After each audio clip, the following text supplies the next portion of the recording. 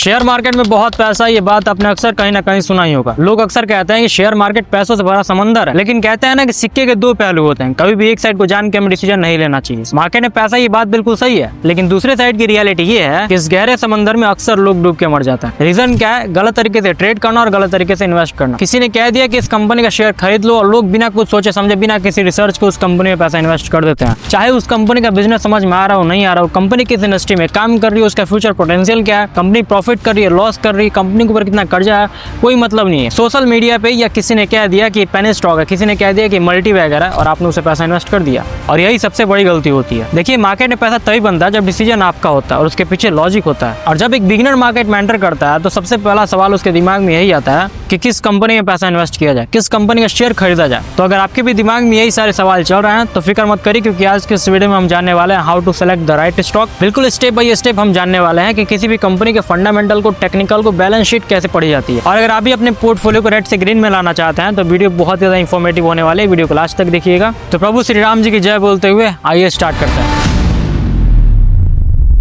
Share market में पैसे बनाने का सबसे पहला और गोल्डन रूल है कि उसी कंपनी में पैसा इन्वेस्ट करो जिस कंपनी का बिजनेस आपको समझ में आ रहा हो। तो देखिए, सबसे पहले किसी भी कंपनी में पैसा इन्वेस्ट करने से पहले उस कंपनी का बिजनेस समझना होता है, क्योंकि जब तक आप उस कंपनी के बिजनेस को नहीं समझेंगे तब तक आपको ये नहीं पता चलेगा कि उस कंपनी का फ्यूचर पोटेंशियल क्या है। क्योंकि कहते हैं ना कि इन्वेस्ट करो, गैम्बलिंग मत करो। अगर आपको किसी भी कंपनी का बिजनेस समझ में नहीं आ रहा तो उसमें पैसा इन्वेस्ट मत करिए। वॉरेन बफेट भी कहता है, never invest in a business you don't understand. अगर आपको ये नहीं पता है कि स्विगी किस तरीके से पैसे बनाती है, अगर आपको ये नहीं पता कि जोमेटो का क्या बिजनेस है, तो आप इसे पैसा इन्वेस्ट मत करिए। जैसे आप में से कई ऐसे लोग होंगे जो एफएमसीजी प्रोडक्ट्स के बारे में जानते होंगे, तो जितनी भी कंपनियां जो कि एफएमसीजी प्रोडक्ट्स बनाती हैं, आप उनमें पैसा इन्वेस्ट कर सकते हैं। फॉर एग्जांपल, डाबर हो गया, नेस्ले हो गया, एचयूएल हो गया। इसके बाद हम देखेंगे कंपनी का फाइनेंशियल हेल्थ। अगर आप किसी भी कंपनी का शेयर खरीद रहे हैं, मतलब ये कि आप उस कंपनी के एक हिस्से का मालिक बन जाते हैं। तो कंपनी का फाइनेंशियल हेल्थ चेक करना बहुत इंपॉर्टेंट होता है। कंपनी का लगातार प्रॉफिट हो रहा है या नहीं हो रहा है, कंपनी के ऊपर कितना कर्जा है, ये सारी चीजें जानना बहुत इंपॉर्टेंट है। इसमें हम देखेंगे कंपनी का रेवेन्यू एंड प्रॉफिट ग्रोथ, मतलब ये कि कंपनी हर साल ग्रो कर रही है या नहीं। इसके बाद हम चेक करेंगे कि कंपनी के ऊपर डेप्ट कितना है, कंपनी के ऊपर लोन कितना है, कर्जा कितना है। अगर कंपनी के ऊपर ज्यादा लोन है तो उसमें पैसा इन्वेस्ट करना सेफ नहीं रहेगा। इसके बाद हम चेक करेंगे आरओई, यानी रिटर्न टू इक्विटी। आरओई का मतलब ये होता है कि कंपनी अपने पैसों से कितना रिटर्न कमा पा रही है, अपने पैसों का किस तरीके से इस्तेमाल कर रही है, कहाँ कहाँ यूज कर रही है। एक और चीज देखना इंपॉर्टेंट है, वो है कैश फ्लो स्टेटमेंट। मतलब ये कि कंपनी के पास खुद का पैसा बच रहा है या नहीं बच रहा है। ऐसा नहीं होना चाहिए कि टैक्स वैक्स पे करने के बाद कंपनी लॉस में हो।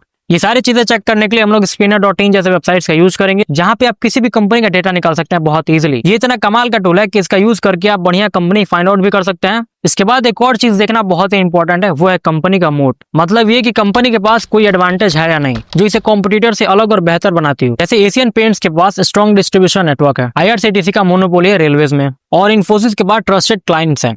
तो अगर हम ऐसी कंपनी में पैसा इन्वेस्ट करेंगे तो लॉन्ग टर्म में बढ़िया रिटर्न मिलने के चांसेस हैं। ये सारी चीजें चेक करने के बाद हम कुछ टेक्निकल एनालिसिस भी करेंगे, चार्ट्स को रीड करेंगे, सपोर्ट रेसिस्टेंस को रीड करेंगे, और कुछ इंपॉर्टेंट इंडिकेटर्स जैसे मूविंग एवरेज, आरएसआई और एमएससीडी। ये सारी चीजें यूज करके हम ये पता चलता है कि कंपनी का स्टॉक खरीदना है या नहीं खरीदना है, और अगर खरीदना भी है तो कब एंट्री लेना और कब एग्जिट लेना है। किसी भी कंपनी में पैसा इन्वेस्ट करने से पहले उसका मैनेजमेंट और गवर्नेंस देखना बहुत इंपॉर्टेंट है। जैसे मान लीजिए कोई भी नाव है, बहुत ही बढ़िया नाव, लेकिन अगर उसका कैप्टन ही बेकार हो तो नाव कभी भी डूब सकता है। वैसे ही किसी भी कंपनी में पैसा इन्वेस्ट करने से पहले कंपनी के सीईओ का रिकॉर्ड चेक करिए कि उसके ऊपर कोई स्कैम या फ्रॉड का केस तो नहीं लगा, सीईओ का लॉन्ग टर्म विजन क्या है। ये सब हमें एनुअल रिपोर्ट से मिलेगा, न्यूज़ में मिलेगा और इंटरव्यू से मिलेगा, जहां से हमें बहुत सारी जानकारियां मिल सकती है। इसके बाद हम चेक करेंगे इंडस्ट्री ट्रेंड को। अगर आपका स्टॉक अच्छा है लेकिन इंडस्ट्री ही डिक्लाइन में है तो ग्रोथ मिलना मुश्किल है। जैसे अगर ग्रोथ सेक्टर्स की बात की जाए तो रिन्यूएबल एनर्जी का फ्यूचर बहुत बढ़िया है, फिनटेक इंडस्ट्री हो गया, आईटी सेक्टर हो गया, एआई हो गया। तो अगर आप एक बिगनर है तो इन सारे सेक्टर्स में पैसा इन्वेस्ट करके आप शुरुआत कर सकते हैं। अगले 4-5 सालों के लिए पैसा इन्वेस्ट करके बिल्कुल भूल जाओ, बहुत ही बढ़िया रिटर्न मिल सकता है। ये सब बहुत ही स्ट्रॉन्ग सेक्टर्स हैं जिसमें आपका बहुत ही बढ़िया रिटर्न मिल सकता है। कंपनी का वैल्यूएशन चेक करना भी बहुत इंपॉर्टेंट है। एक अच्छी कंपनी अगर ओवरसोल्ड है या ओवरबॉट है, पैसा बनाना मुश्किल हो सकता है। इसके लिए हम उस कंपनी का पी रेशियो चेक करेंगे, price to earning ratio, P ratio check करेंगे, price to book ratio, PG यानी पी टू ग्रोथ रेशियो हम चेक करेंगे। अब देखिए, one of the most important वो ये है कि कंपनी का मार्केट कैप भी देखना बहुत इंपॉर्टेंट है। मार्केट कैप का मतलब ये है कि उस कंपनी के मार्केट में वैल्यू कितनी है। आसान शब्दों में कहा जाए तो उस कंपनी की औकात क्या है मार्केट। 3 चीजें होती हैं, पहला तो लार्ज कैप, दूसरा मीडियम कैप एंड तीसरा स्मॉल कैप। लार्ज कैप का मतलब ये होता है कि किसी भी कंपनी की 20,000 करोड़ से ज्यादा वैल्यू होती है मार्केट में, उसे हम लार्ज कैप कहते हैं। इसमें स्टेबल ग्रोथ होता है और रिस्क बहुत कम होता है। और मीडियम कैप का मतलब ये होता है कि किसी भी कंपनी की 5,000 करोड़ से ज्यादा वैल्यू होती है, टर्न और रिस्क थोड़ा बहुत होता है। और स्मॉल कैप का मतलब ये होता है कि किसी भी कंपनी की 5,000 करोड़ से कम वैल्यू, रिटर्न ज्यादा होता है लेकिन रिस्क भी ज्यादा होता है। तो अभी तक जितना भी हमने बात करा है, जाना है, बढ़िया कंपनी फाइंड आउट करने के लिए ये सारी चीजें काफी हैं। तो चलिए अब स्क्रीन पे चल के मैं आपको बताता हूँ कि कैसे बढ़िया कंपनी फाइंड आउट करते हैं। देखिए मैं लैपटॉप में भी बता सकता था, लेकिन ज़्यादातर लोग फ़ोन यूज़ करते हैं, तो हम फ़ोन में ही बढ़िया कंपनी फाइंड करेंगे। तो आपको सिंपली करना कुछ नहीं है, आपको अपना क्रोम ब्राउज़र ओपन करना है और उस पे जो है सर्च करना है स्क्रीनर.इन। ये इतनी कमाल की टूल है कि आपको किसी भी कंपनी के बारे में पता करना हो, कुछ भी पता करना हो, कंपनी के फंडामेंटल, टेक्निकल, आप सारी चीज़ें इस पे चेक कर सकते हो। और एक और कमाल की चीज़ ये है कि ये सारे लोगों के फ़ोन में मिलेगा आपको, जितने भी लोग स्टॉक मार्केट में पैसा इन्वेस्ट करते हैं। ये बहुत ही कॉमन सा एप्लीकेशन है। तो यहाँ पे हमें करना कुछ नहीं है, सिंपली हमें स्क्रीनर.इन सर्च करना है, ठीक है। अब यहाँ पे होम पे अगर आप चेक करोगे तो यहाँ पे हमें ऑप्शन आया सर्च फॉर अ कंपनी।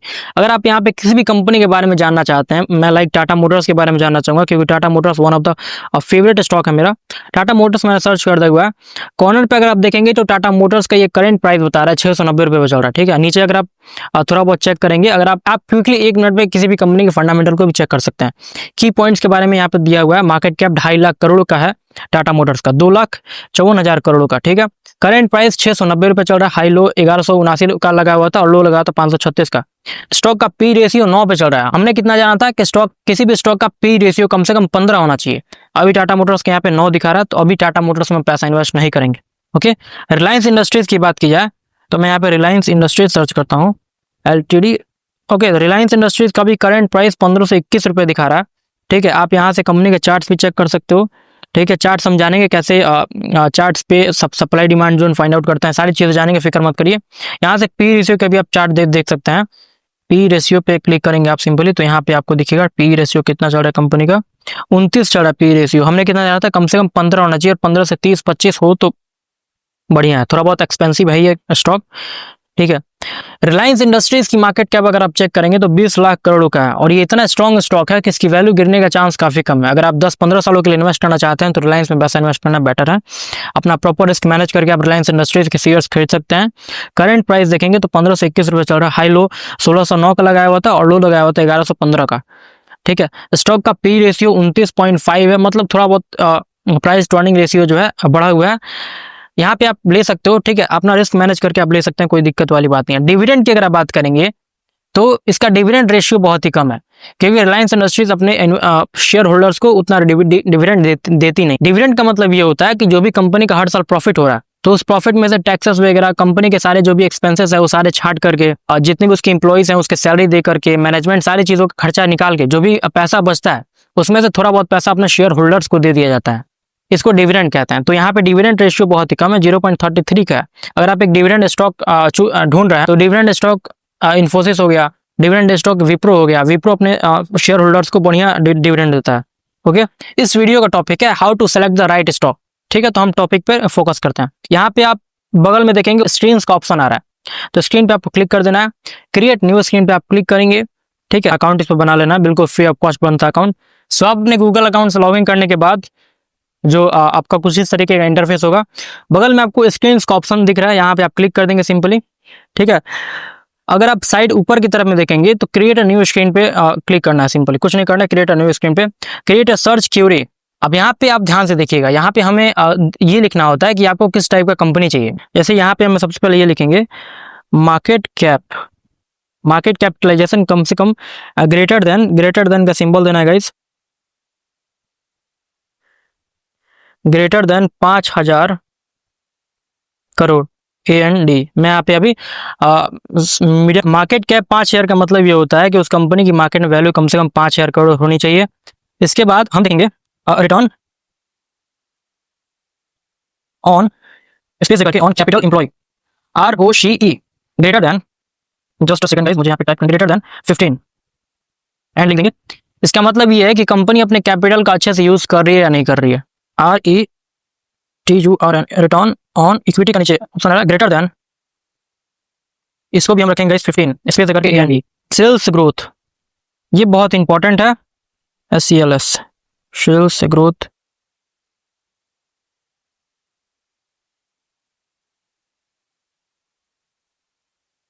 हम देखेंगे सेल्स ग्रोथ पिछले 5 सालों का, मतलब पिछले 5 सालों से हर साल 10% कंपनी ग्रो कर रही है या नहीं कर रही है। मुझे बेसिकली कुछ ऐसी कंपनीज चाहिए जो कि कॉन्सिस्टेंट प्रॉफिट बना रही हो और उसका सेल्स भी बढ़ रहा हो। जब उस कंपनी का शेयर बढ़ेगा, उस कंपनी का प्रॉफिट बढ़ेगा, तभी तो आपका शेयर की वैल्यू भी बढ़ेगी। तो यहाँ पे हम ये लिख देना है एंड करके नीचे हम एक और चीज लिखेंगे इस प्रॉफिट ग्रोथ पिछले 5 सालों का हम देखेंगे कंपनी का।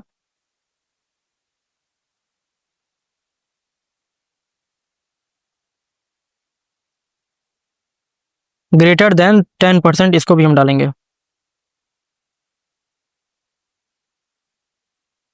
मैं जैसा लिख रहा हूँ बिल्कुल आपको वैसे ही लिखना है। प्रॉफिट ग्रोथ पिछले 5 सालों का हम देखेंगे कि पिछले 5 सालों से कंपनी का प्रॉफिट ग्रोथ बढ़ रहा है या नहीं बढ़ रहा। हर साल 10% इस कंपनी का प्रॉफिट ग्रोथ कम से कम बढ़ना चाहिए। कि कंपनी के पास ज्यादा कर्जा तो नहीं है, कोई कर्जा तो नहीं है। डेब्ट टू इक्विटी हम चेक करेंगे लेस देन 0.5। इसका मतलब ये है कि कंपनी के ऊपर ज्यादा कर्जा तो नहीं है, कोई लोन तो नहीं है। अगर लोन है भी तो लिमिटेड लोन हो तो बढ़िया है, नहीं तो अगर लोन ही ज्यादा हुआ तो कंपनी अपने प्रॉफिट से लोन ही देने में निकल जाएगी, आपका प्रॉफिट होने वाला है नहीं। इसके बाद हम डालेंगे करंट प्राइस। करंट प्राइस मैं डाल रहा हूँ ग्रेटर देन 50। मुझे ऐसी कंपनी चाहिए जिसका 50 रुपए से ज्यादा जो है प्राइस हो। प्रोमोटर्स होल्डिंग चेक करना बहुत इंपॉर्टेंट है। Promoters holding greater than 50, greater than 50। And एक और चीज हम यहाँ पे मेंशन कर देंगे, वो है पीईजी रेशियो। मतलब ये कि कंपनी ज्यादा शोल्ड या ओवर वैल्यूड तो नहीं है, लेस देन 1.5।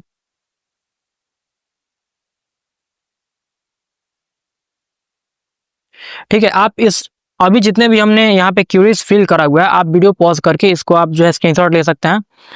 यहाँ पे आप देखोगे तो बहुत सारे कंपनीज लिस्टेड आ चुके हैं। अब देखिए शेयर मार्केट में पूरे 5 शेयर से ज्यादा कंपनीज लिस्टेड है। अब उन 5 शेयर में से अप्रोक्सीमेटली 25 कंपनीज यहाँ पे निकल के आ चुकी हैं जिनका मार्केट कैप 5 शेयर करोड़ से ज्यादा है, पी रेशियो 15 से ज्यादा है। अब यहाँ पे जितना भी कंपनी निकल के आया हुआ है, मैंने उन सारे कंपनीज का नाम जो ब्लर कर रखा है, क्योंकि मैं यहाँ पे आपको सजेस्ट नहीं कर रहा हूँ, एजुकेशनल पर्पज के लिए हम ये वीडियो बना रहे हैं। तो मैं यहाँ पे एक कंपनी पे क्लिक कर रहा हूँ और उस कंपनी के डिटेल को चल के देखते हैं। मार्केट कैप यहाँ पे देखोगे तो 11,000 करोड़ का है। करंट प्राइस 128 है। 2025 में इसने हाई लगाया था 240 का और लो लगाया था 99.1 का। स्टॉक का पी रेशियो 20 है। बुक वैल्यू 23.3 है। डिविडेंड यील्ड 0.0%, मतलब ये कंपनी डिविडेंड नहीं देती। ROCE 36% है और ROE भी 30%। अगर देखा है तो ये कंपनी बहुत ही बढ़िया इन्वेस्ट करने के लिए। मैं इस कंपनी का नाम नहीं बता रहा हूँ क्योंकि मैं इस कंपनी का नाम नहीं बता रहा हूँ, सिर्फ एजुकेशन पर्पज के लिए। पहले आप खुद से सीख जाइए, सारी चीजें आप समझिए, उसके बाद आप खुद से कंपनी फाइंड आउट कर सकते हैं। सो इस तरीके से आप स्क्रीनर का यूज करके एक बढ़िया कंपनी फाइंड कर सकते हैं। लेकिन अगर आप एक बिगनर है तो अभी भी आप शेयर मार्केट में पैसा इन्वेस्ट मत करिएगा जब तक आप शेयर मार्केट अच्छे से समझ ना जाए। अभी यूट्यूब पे हमारे चैनल पे आपको बहुत सारे वीडियोस मिल जाएंगे और अगर ये वीडियो आपको पसंद आए तो लाइक शेयर सब्सक्राइब करना ना भूलें। मिलते हैं बहुत जल्द, तब तक ले जय हिंद, वंदे मातरम, सी यू।